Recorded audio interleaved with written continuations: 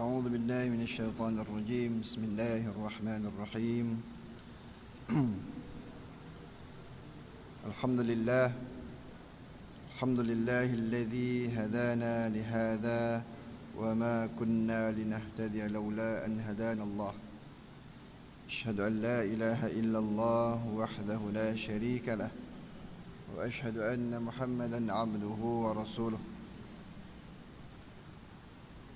سبحانك لا علم لنا إلا ما علمتنا إنك أنت العليم الحكيم ولا حول ولا قوة إلا بالله العلي العظيم. اللهم لا سهل إلا ما جعلته سهلا وأنت تجعل الحزن إذا شئت سهلا. اللهم رب يسر ولا تعسر وبتمم بخير. اللهم رب اشرح لنا صدورنا ويسر لنا أمورنا واحلل عقدة من ألسنتنا يفقه أقوالنا. أما بعد. السلام عليكم ورحمة الله وبركاته. Muslimin muslimat sekalian jemaah dirahmati Allah sekalian, syukur kepada Allah Subhanahu wa taala atas limpah kurnia-Nya kita sama-sama dapat bertemu kembali dalam kuliah mingguan kita. Mudah-mudahan Allah berikan kita nikmat istiqamah, nikmat ikhlas dan istiqamah. Sebab itu ada doa yang mengajar kita agar kita dapat terus mendapat nikmat ikhlas dan istiqamah. Allahumma rzuqna al-ikhlas wal istiqamah.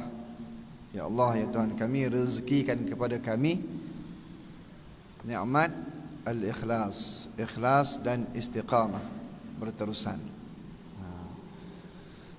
Jadi nak mendapatkan nikmat ikhlas dan istiqamah ini, utamanya perkara yang berkaitan dengan ikhlas ini, sedang jemaah sekalian, dia merupakan rahsia di antara hamba dengan Allah, dengan Khaliq, antara makhluk dan Khaliq, yang dicipta dengan yang pencipta.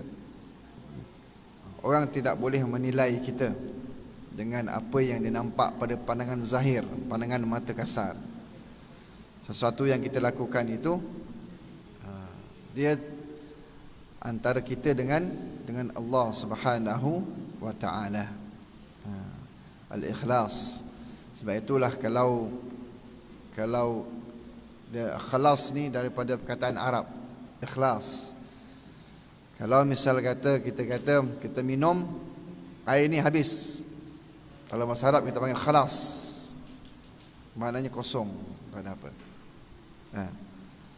Membawa maksud kalau sesuatu amalan yang kita lakukan itu dia tidak ada apa-apa maksud tersembunyi, semata-mata kerana Allah. Itu ikhlas. Dan pada pandangan mata zahir tidak boleh menterjemahkan perkara kita kata orang ni tak ikhlas, orang ni ikhlas, tak boleh. Hanya kita dengan Allah Subhanahu wa taala. Jadi mudah-mudahan nikmat ikhlas itu kita dapat, jemaah sekalian. Dan istiqamah. Istiqamah ini perkara yang sangat berat bagi kita, kan. Rasulullah sallallahu alaihi wasallam sangat risau dengan perkara istiqamah ini. Apabila turunnya ayat-ayat yang berkaitan dengan istiqamah, maka akan tumbuhlah uban-uban pada kepala Rasulullah sallallahu alaihi wasallam, nak menggambarkan bahawa perkara yang berkaitan dengan istiqamah ini sesuatu yang sangat berat. Tuan-tuan yang dirahmati Allah sekalian, kalau kita selama ni suka untuk buat solat sunat duha, kita suka buat solat sunat duha, kita tahu bahawa fadilat solat sunat duha ni umpama 300 kali bersedekah menderma. 4 rakaat duha umpama bersedekah 300 kali. menyamai dengan 300 sendi-sendi. Dan dikatakan dalam hadis bahawa setiap sendi kita ni ada hak. Kita kena tunaikan hak untuk bersedekah. Hak-hak bagi sendi dalam tubuh badan kita ni tertunai. Hak untuk sedekahnya dengan 4 rakaat solat sunat duha. Solat sunat duha juga akan, orang kata, tarik rezeki. Berapa lama kita boleh istiqamah? Andainya pada permulaan kita buat solat sunat duha, alhamdulillah, Allah datangkan macam-macam rezeki dari pelbagai sudut pada kita. Rezeki anak-anak yang baik, rezeki pasangan hidup kita yang baik, rezeki kehidupan, pekerjaan dan sebagainya. Beberapa lama kita dapat nikmat tersebut, kita pun seronok untuk buat solat sunat duha. Saya bagi contoh sunat duha ni sebab ni biasanya orang suka buat ni. Nak merujuk ni, bolehlah kita kaitkan pada ibadah-ibadah yang lain. Satu hari Allah uji kita. Allah bankruptkan perniagaan kita yang selama ni membawa keuntungan yang berlipat kali ganda, terutamanya dalam musim Covid. Allah matikan salah seorang daripada anak yang paling kita sayang. Anak inilah anak yang menjadi harapan dalam keluarga kita, yang selama ni dialah yang duk bantu ahli keluarga. Tiba-tiba Allah matikan dia. Adakah pada masa itu kita akan terus melakukan solat sunat duha? Ataupun pada masa itu kita rasa kecewa dengan Allah Ta'ala, menyalahkan Allah Ta'ala? Ini berlaku saudara jemaah sekalian. Yang ini yang kata istiqamah. Yang ini kita kata istiqamah. Jadi itulah Rasulullah rasa cukup risau dengan hamba, dengan umat dia, untuk istiqamah dalam ibadah. Itu sedikit muqaddimah yang kita kena ambil perhatian jemaah sekalian. Sebab kita menghampiri dengan Ramadan. Dalam Ramadan kita akan nampak betapa bersungguh-sungguhnya orang-orang kita untuk melakukan amal ibadah. Dalam bulan Ramadan kita tengok konteks kita di Malaysia ni, orang kita akan bersungguh-sungguh untuk melakukan segala bentuk ibadah, baik baca Qurannya, baik sedekahnya, baik i'tikafnya, solat tarawihnya, qiyamul lailnya. Ibadah wajib yang sedia ada, puasa tu kita tak payah cakap, itu memang kewajipan. Kita nak tarik kasih sayang Allah Subhanahu wa taala dengan ibadah-ibadah sunat. Ibadah-ibadah sunat ini menarik kasih sayang Allah kepada kita. Ibadah wajib itu memang core business kita. Kita bekerja 8-5, itu memang kita punya time frame. Dapat offer letter, ini gaji, ini kerja sekian masa, kita kena akur. Itu memang kewajipan kita. 8-5. Sekarang ni waktu fleksibel, 7.30, 4.30. Tapi kalau kita boleh datang awal 1 jam daripada daripada waktu sepatutnya, balik lambat setengah jam, yang ni yang kita nak dapat. Ini benda sunat. Itu dalam konteks bekerja lah. Samalah dalam ibadah. Kita tak heran orang yang boleh melakukan solat fardu 5 waktu. Itu memang kita punya core business sebagai hamba Allah. Wajib kena buat. Tapi bagaimana dengan ibadah-ibadah sunat yang lain? Kalau berbalik kepada Ramadan yang semakin menghampiri kita, kurang daripada 1 bulan ini, ibadah wajib yang ada pada bulan Ramadan, puasa, solat fardu. Itu solat fardu tu memanglah tidak ada bermusim. ibadah Quran yang kita buat nanti, tadarus Quran yang kita akan anjurkan nanti, berkekalan ke tidak selepas Ramadan? Kalau tak ada lagi majlis tadarus, adakah kita akan berterusan tilawah Quran, baca Quran walaupun sendirian? Sedekah yang kita nak buat setiap kali, kalau boleh setiap hari dalam bulan Ramadan, kita buat lagi tak nanti selepas Ramadan? Kan? Juga pada perkara-perkara yang lain. Qiyamul Lail, 10 malam terakhir, semua kebanyakan masjid surau akan buat perancangan. Panggil ustaz sana, ustaz sini untuk pimpin 10 malam yang terakhir, buat Qiyamul Lail untuk dapat malam Lailatul Qadar. Lailatul Qadar habis dah. Dah habis dah tempoh Lailatul Qadar, habis berakhirnya 30 Ramadan.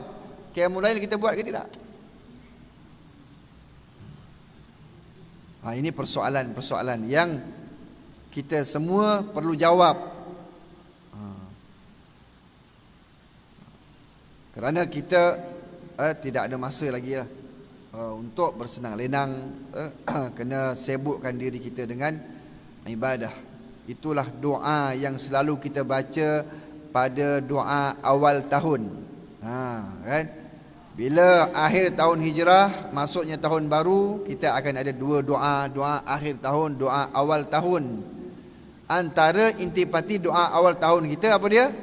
Kita minta dengan Allah Subhanahu Wa Taala agar Allah sibukkan kita dengan amal ibadah, letihkan kita dengan amal ibadah pada Allah Subhanahu Wa Taala. Yang ini kita nak capai. Jemaah sekalian. Jadi mudah-mudahan barakah kita dah berada dalam majlis ilmu, kita mendapat pandangan maghfirah, kasih sayang dan juga keampunan Allah Subhanahu Wa Taala, dan mudah-mudahan kita dapat capai apa yang kita harapkan itu, iaitu ikhlas dan istiqamah. Sembara mati Allah sekalian, malam ini kita akan pergi kepada bab yang ketujuh, fasal yang ketujuh, iaitu cinta kepada dunia ataupun mengasihi dunia. Qala al-musannifu rahimahullahu ta'ala wa nafa'ana bi'ulumihi fid darain amin. Baik, kita lihat sini pengertian dunia dan akhirat. Mengasihi dunia, dapat fasal yang ketujuh. Cuba ketahuilah bahawa dikehendaki dengan dunia itu ialah apa yang kita masukkan dunia ni. Kita hari ni gandingannya dunia akhirat. Dunia ni apa? Kita tengok. Setiap apa yang ada di atas muka bumi ini dengan segala yang diingini, segala yang sedap-sedap dan segala mata benda yang diinginkan oleh nafsu dan loba padanya. Nafsu yang suka kepada sesuatu, itu dunia. Harta dan kemegahan itu sebahagian daripada dunia, merupakan dua macam daripada segala bagai dunia. Antaranya adalah, disebutkan sini adalah harta dan kemegahan. Harta dan kemegahan adalah sebahagian daripada tuntutan dunia. Kemudian apa lagi? Atau setiap apa yang tiada memberi manfaat selepas mati. Itu satu lagi panduan pada kita. Dunia ni adalah sesuatu yang tidak memberi manfaat kepada kita selepas kita mati. Matinya kita, maka berakhirlah. Maka itu dunia. Dan dikehendaki dengan akhirat itu ialah setiap yang memberi manfaat selepas mati, sekalipun ia ada di dalam dunia, seperti ilmu dan ibadah, dan juga seperti makanan yang dapat menolong dalam mengerjakan ibadah.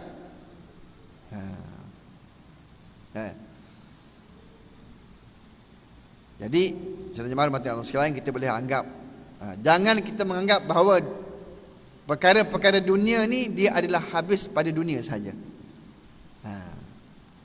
Saya nak bagi satu contoh. Banjir di Kelantan baru ni kan, Kelantan Terengganu.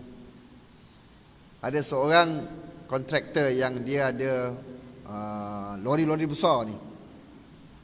Lori-lori besar yang lebih daripada 10 tayar ni. Maknanya dia, kalau kita tengok sebagai orang Melayu kita, hebat lah, maknanya bisnes ni hebat lah. Kan ada lori-lori harga ratus-ratus ribu tu, hebat lah maknanya bisnes dia.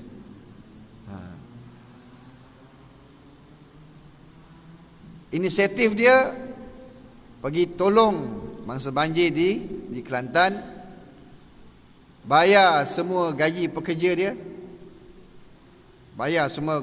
dia, untuk bertugas bawa lori pergi Kelantan untuk punggah semua kayu-kayu besar lah, apa benda yang barang-barang yang tak pakai semua tu, bantu mana yang dia dapat lah.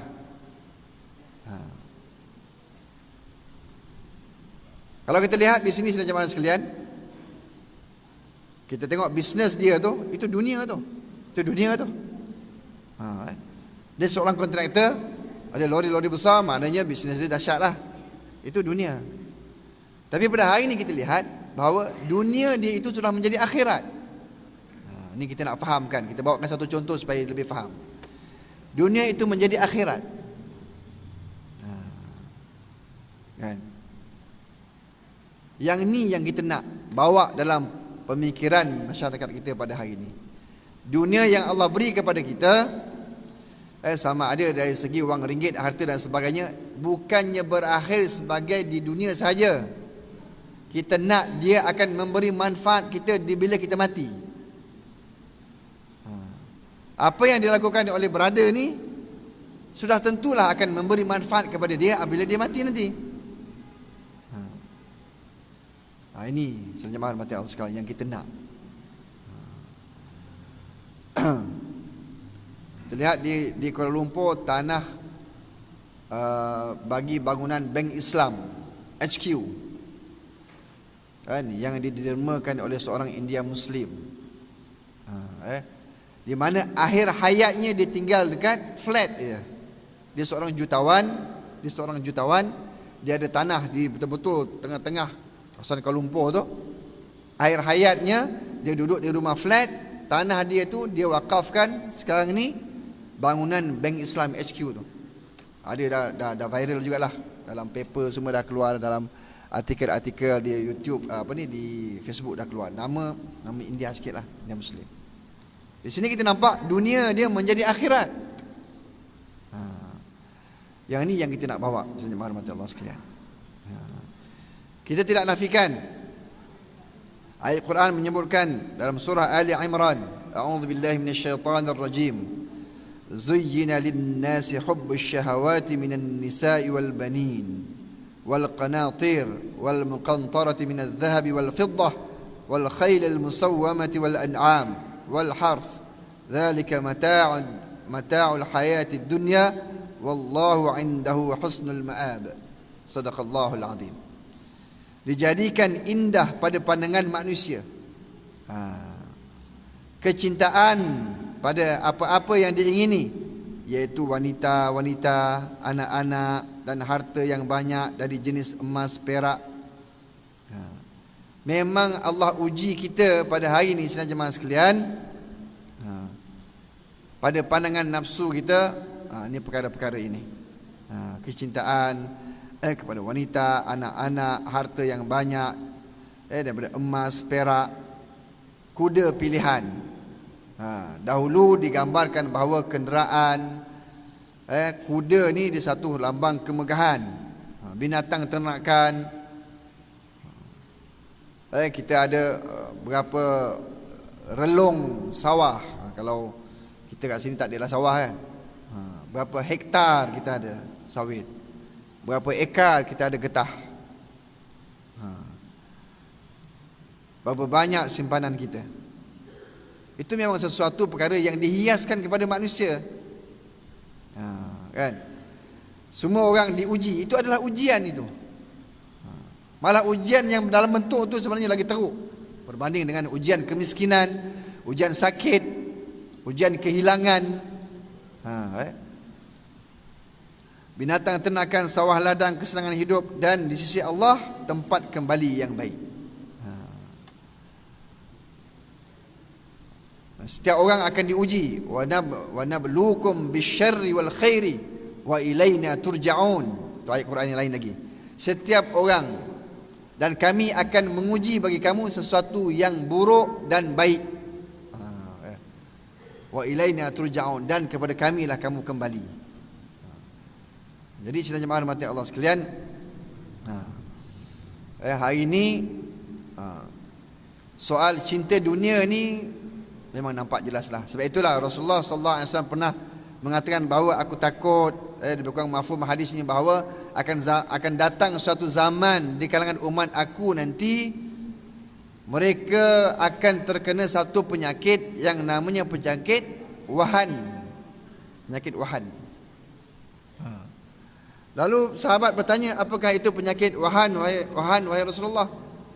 Hubbud dunya wa karahiyatul maut.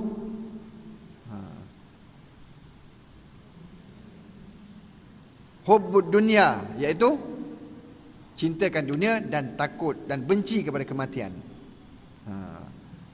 Yang ini kita takut pada hari ini, sidang jemaah rahmati Allah sekalian. Takut kita termasuk takut dah kita termasuk dalam golongan orang yang cintakan dunia. Kita bukan kata buang dunia, bukan ni. Kita tidak buang dunia. Malah dalam hadis lain mengatakan bahawa sekiranya seseorang yang meninggal dunia, dia meninggalkan sedikit harta kepada keluarganya, itu adalah lebih baik daripada dia tidak meninggalkan apa-apa. Maksudnya di situ apa? Meninggalkan sedikit harta dunia, bekalan kepada ahli waris, itu sesuatu yang baik. Maknanya kita tak tinggal dunia, kita bukan buang dunia, tak. Ulama menyatakan bahawa letakkan dunia tu, harta tu adalah di tangan, bukannya di hati. Apa-apa yang Allah beri pada kita pada hari ini adalah pinjaman, tuan-tuan. Hari ini tuan-tuan, pasangan hidup kita adalah pinjaman. Kita ada suami kita itu adalah pinjaman daripada Allah Ta'ala. Pandang macam tu. Isteri kita adalah pinjaman, anak-anak kita adalah pinjaman. Harta yang Allah beri pada kita ni adalah pinjaman. Letakkan sesuatu yang kita sayang, yang kita suka ini di tangan, tuan. Kalau harta, kalau kita letakkan di hati, Allah. Hari ni kadang-kadang ada orang hari gaji, cucuk nak keluar gaji, tak ada duit. Kan sekarang ada isu kadang duit hilang. Memanglah tuan-tuan kan. Kalau kata setakat kalau 10-20 ringgit tak apa lagi ya. Kalau dah beratus beribu, rasa galat juga. Memang rasa sedih. Allah, masa ni lah kita nak guna duit, masa ni lah tak ada. Kadang jadi gitu kan, kena buat report. Kalau dapat, dapatlah. Kalau mungkin kadang tak dapat. Pada permulaan kita kena tu, Allahu Akbar. Tapi bila kita pandang jauh, ini semua adalah Allah beri pinjam. Sekarang ni Allah nak tarik sedikit nikmat yang diberi pada kita. Servis 20 tahun tak pernah hilang pun duit. Tiba-tiba hari tu satu kali itulah, sebulan itulah sekali tu. Hilang duit daripada duit gaji kita. Kalau kita ada pandangan jauh, kita rasa Allah, ni Allah nak uji. Mungkin ada apa-apa yang kita lakukan dalam perbelanjaan tak betul dan sebagainya, maka Allah nak bersihkan harta kita. Itu cara fikir kita kena macam tu. Kalau kita duk mikirkan misalnya kata 500 yang hilang ni, ya Allah, sampai tak tidur malam. Maknanya di situ sudah menunjukkan bahawa dunia sudah masuk dalam hati kita. Dunia dah masuk dalam hati. Ni perlu mujahadah ni, nak didik hati agar kita tidak meletakkan dunia dalam hati. Baik. Mana lagi? Tercelanya dunia di sisi syarak. Dunia ni pada sisi syarak, pada sisi pandangan agama lah. Kita kena senang cakap. Pada sisi pandangan agama, dunia ni tercela. Dan kasih kepada dunia itu suatu kelakuan yang dicela oleh syarak dan kepala bagi segala kesalahan. Firman Allah Subhanahu wa taala suratul Nazi'at, fa amma man tagha wa athara al-hayata ad-dunya fa innal jahima hiyal ma'wa. Maka dapatlah masing-masing mengetahui kesudahannya. Adapun orang yang melampau perbuatan derhakanya, serta ia mengutamakan kehidupan dunia semata-mata, maka sesungguhnya neraka jahimlah tempat kediamannya. Ni kalau kita tengok tuan-tuan, kalau kita kata dunia ni sesuatu yang kita kena bangga-banggakan, kita tengoklah tokoh macam Ustaz Abid Liu kan. Allah kurniakan dia sifat membantu kepada orang lain ni sangat tinggi. Kalau dia sayangkan kepada orang kata wang ringgit, harta yang Allah beri kepada dia, dia takkan lakukan macam tu kan. Melakukan tanpa ada apa-apa syarat. Melebar luaskan kasih sayang dia kepada sesiapa sahaja, bukan kata kat Malaysia saja, luar Malaysia pun kan, tanpa ada sebarang syarat tuan-tuan. Malah sekarang ni kena fitnah pula macam-macam kan. Allah uji dia. Dulu Allah uji dia dengan wang ringgit, dengan harta, dia boleh tolong dan sebagainya. Allah uji lagi tuan-tuan. Terlihat. Adakah Allah tak sayang dia? Dia dah membantu banyak dah, sebahagian daripada penduduk Malaysia ni, tiba-tiba dia diuji pula dengan fitnah. Adakah itu tanda Allah tak sayang? Kan? Kalau fikirkan tentang apa, aku buat ni tak ada siapa pun nak hargai, tak payah lagi lah. Kan? Ini perkara yang kita kena ambil perhatian teman-teman sekalian. Tak payah tengok luar-luar. Dalam Malaysia pun kita tengok ada banyak contoh bagaimana seseorang yang melakukan sesuatu untuk orang lain, dia melihat bahawa harta dunia yang Allah beri pada dia satu ruang untuk dia buat amal ibadah. Kita tengok dalam syarah Qalbun Salim yang mensyarahkan Penawar Bagi Hati ini, ada yang menyebutkan hubbud dunya ra'su kulli khati'ah.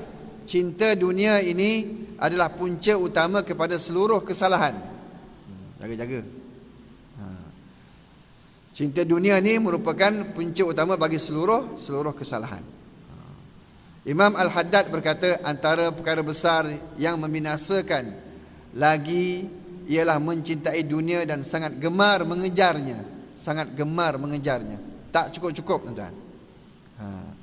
Lepas itu ada hadis mengatakan bahawa sekiranya aku diberikan satu lembah emas,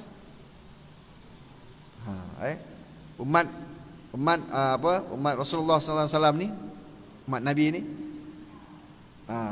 ada sebahagiannya yang umat dia, perangai dia, sekiranya diberikan satu lembah emas, dia akan tanya, mana lembah yang kedua?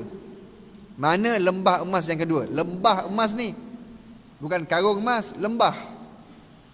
Dia akan tanya mana karung ataupun lembah yang kedua. Ini perangai kita. Tak pernah puas kan? Yang ini yang paling kita takut. Antara perkara besar yang membinasakan lagi ialah mencintai dunia dan sangat gemar mengejarnya, sangat sayang kepadanya, sentiasa mengejar pangkat dan kedudukan, sentiasa mencari harta dan kekayaan, dan sangat menjaga semua itu supaya tidak lari daripadanya, sambil bersikap kedekut dan bakhil. Maka semua sifat yang tersebut mempunyai sifat-sifat yang membinasakan dan kelakuan yang tercela. Ini kata tercela pada syarak ni.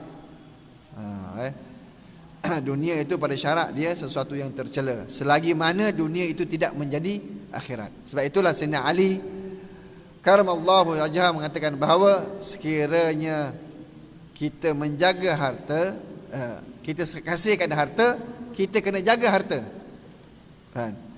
Kalau kita sayangkan ilmu, ilmu akan menjaga kita. Itu antara harta dan ilmu, perbandingan yang dibuat oleh Sayyidina Ali. Kalau kita sayangkan harta, kita kena jaga harta tuan-tuan.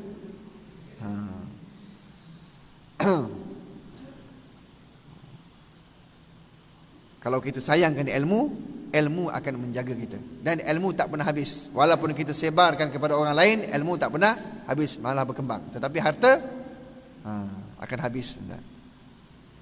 Seterusnya, sesiapa yang mencintai dunia serta mengejarnya, sangat mengambil berat terhadapnya, sentiasa cenderung hatinya kepada dunia, maka orang itu sebenarnya telah terdedah kepada bahaya besar dan ancaman yang berat daripada Allah Subhanahu wa ta'ala. Ini yang paling kita takut. Kita tak mahu jadi manusia-manusia yang telah Allah berikan hukumannya, Qarun, Namrud dan mereka yang telah Allah kurniakan dengan nikmat dunia, lalu Allah matikan dia dengan kekayaan dia. Masya-Allah, yang tu paling kita takut sekali. Baik. Ayat Quran menyebutkan juga lagi dalam kita dalam Qalbun Salim ini, kita ambil firman Allah Subhanahu wa taala dalam suratul Hadid. Kami faham mafhumnya. Ketahuilah bahawa kehidupan dunia itu hanyalah permainan, hiburan, perhiasan dan bermegah-megah antara kamu serta berbangga-bangga dengan harta benda dan anak pinak. Samalah seperti hujan yang mengagumkan penanamnya akan tanamannya. Kemudian tanaman itu menjadi kering, maka engkau lihatlah berupa kuning. Akhirnya ia menjadi hancur bersepai, dan di akhirat kelak ada azab yang berat. Keampunan dan keredaan dari Allah, dan kehidupan dunia ini hanyalah kesenangan bagi orang yang terpedaya. Malah ada hadis daripada Sayyidina Sahal bin Sa'ad mengatakan, Rasulullah sallallahu alaihi wasallam bersabda, "Lau kanatid dunya ta'dilu 'inda Allah janaha ba'udah ma saqa kafiran minha syurbata ma'in." Sekiranya nilai dunia itu menyamai sebelah sayap nyamuk, nescaya Allah tidak akan memberikan minum kepada orang kafir walaupun hanya seteguk air. Kalau bisa kata pada pandangan Allah, dunia ni ada nilai. Ada nilai dunia ni, Pak, ada nilai di sisi Allah Taala, maka orang kafir tidak akan diberikan nilai itu umpama sebelah sayap nyamuk. Nyamuk ni besar mana pun besar nyamuk. Kalau dunia ni pada pandangan Allah ada nilai sebesar kepak nyamuk, nescaya Allah tak akan berikan seteguk air kepada orang kafir. Orang kafir tak akan dapat minum kerana Allah nilai, oh, kau tak beriman dengan aku lah, tak payah, aku bagi pada orang yang beriman saja. Sebab itulah kalau kita mentafsirkan ayat basmalah, Bismillahirrahmanirrahim itu, kalau kita tafsirkan basmalah itu dengan nama Allah yang Maha Pemurah, Rahman, Ar-Rahim, Maha Mengasihani. Sebab itulah Allah ini dia melebar luaskan sifat Rahman dia ini kepada seluruh penduduk dunia ni, tak kira yang beriman, tak beriman, yang melanggar hukum Allah, yang menentang Allah, yang betul-betul patuh pada perintah Allah, binatang, tumbuh-tumbuhan, semua dapat nikmat. Semua dapat nikmat. Tidak Allah kurangkan walaupun sedikit. Walaupun pada orang yang menentang hukum Allah, tetap dia dapat nikmat Allah Ta'ala. Malah dia lebih hebat, lebih kaya, lebih sihat daripada kita. Kita yang selalu datang masjid ni kadang kena satu hari kan gaut kita sampai dah tak sampai masjid dah. Kan? Banding dengan orang yang menentang Allah Ta'ala, sihat walafiat, tapi Allah bagikan dia sihat lagi, Allah bagikan dia rezeki lagi pada dia. Ini kita kena ambil perhatian sejemaah rahmati Allah sekalian. Ad-dunya sijnul mu'min wa jannatul kafir. Dunia itu penjara bagi orang mukmin dan syurga orang kafir. Betul lah. Kalau kita tengok pada pandangan mata kasar pada hari ini, pandangan mata kasar kita, seolah-olah dunia Islam pada hari ini mundur semundur-mundurnya. Tak ada pun kita nampak ya berkembang maju. Anak-anak kat atas tu tolong jangan bercakap atas tu. Akan dengar tu. Pergi Din. Bercakap kat atas tu. Kalau kita tengok seolah-olah Allah mentakdirkan bahawa kehidupan orang Islam ni kat muka bumi Allah Ta'ala pada hari inilah kita nampak dalam keadaan orang semua dah maju dengan teknologi dan sebagainya, kita jadi bangsa yang mundur. Tetapi kita kena tahu, ni sabda Nabi tadi mengatakan, dunia ni sijnul mu'min. Dunia ni dia adalah penjara bagi orang mukmin dan syurga bagi orang kafir. Syurga bagi orang kafir. Ini hakikat yang kita kena terima. Jadi sejemaah rahmat Allah sekalian, tak heranlah kalau kita kata Palestin berpuluh tahun daripada 1948 sampai sekarang tak selesai lagi. Tambah dengan Syria, tambah dengan macam-macam tempat lagi kan. Kita tampak seolah-olah negara Islam, orang Islam ni tak bersatu padu dan sebagainya. Itu ujian yang Allah berikan kepada kita. Maka kita kena selalu insaf selain mati Allah sekalian, dengan nikmat yang Allah berikan kepada kita.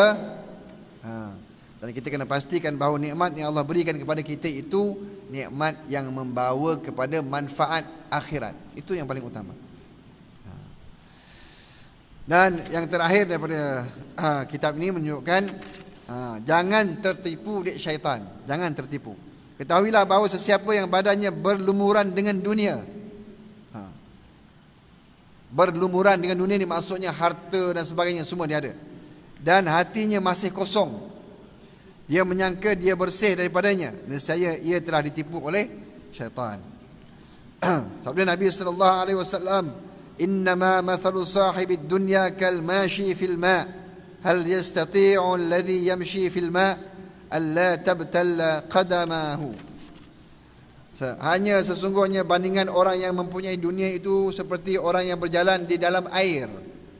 Adakah mampu orang yang berjalan dalam air itu untuk tiada basah kedua tapak kakinya? Diceritakan daripada Sayyidina Ali radhiyallahu an, yang mulia mukanya itu, ia berkata, halaluha hisabun wa haramuha an-nar. Yang halal daripada dunia itu sebab bagi dihisabkan, diperiksa pada hari kiamat, dan yang haram daripadanya itu sebab bagi seksa api neraka. Kan? Kita ni contohnya ada harta kat dunia yang halal bagi kita. Yang halal ni harta halal. Dia akan menjadi sebab untuk kita dihisap nanti di akhirat. Kalau kita pula ada harta yang haram, daripada sumber yang haram dan sebagainya, menjadi sebab untuk kita masuk dalam neraka pula.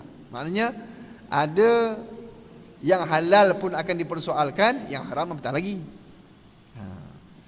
Jadi senang jemaah ibu ayah yang dirahmati Allah sekalian, sekali lagi ingin saya tegaskan, kita tidak membuang dunia. Ada harta sedikit sebanyak, ada simpanan, ada duit ringgit dan sebagainya. Ini semua perlu untuk kelangsungan hidup pada kita. Tetapi kita sebagai orang yang beriman, mesti ada dalam cara berfikir kita bahawa nikmat yang Allah berikan kepada kita, nikmat dunia ni, kita kena pastikan dia menjadi jambatan untuk akhirat.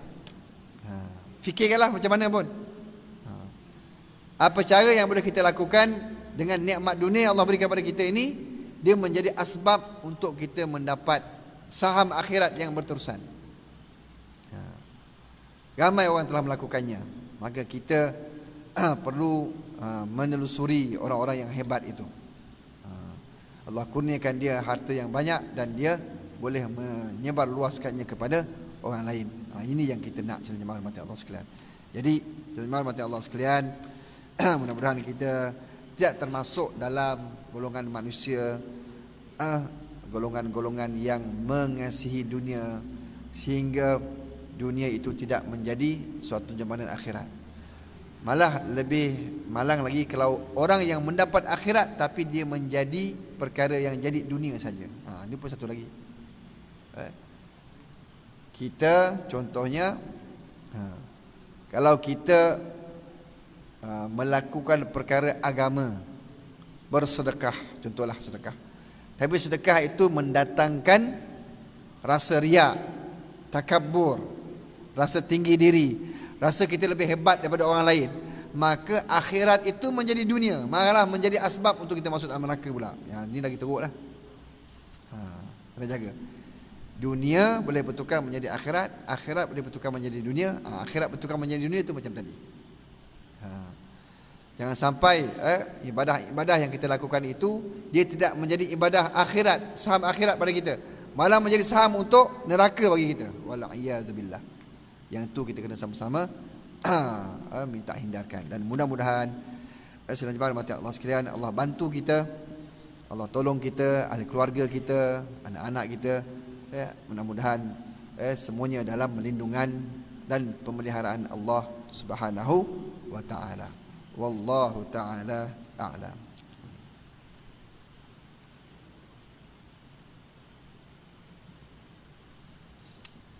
أعوذ بالله السميع العليم من الشيطان الرجيم. بسم الله الرحمن الرحيم.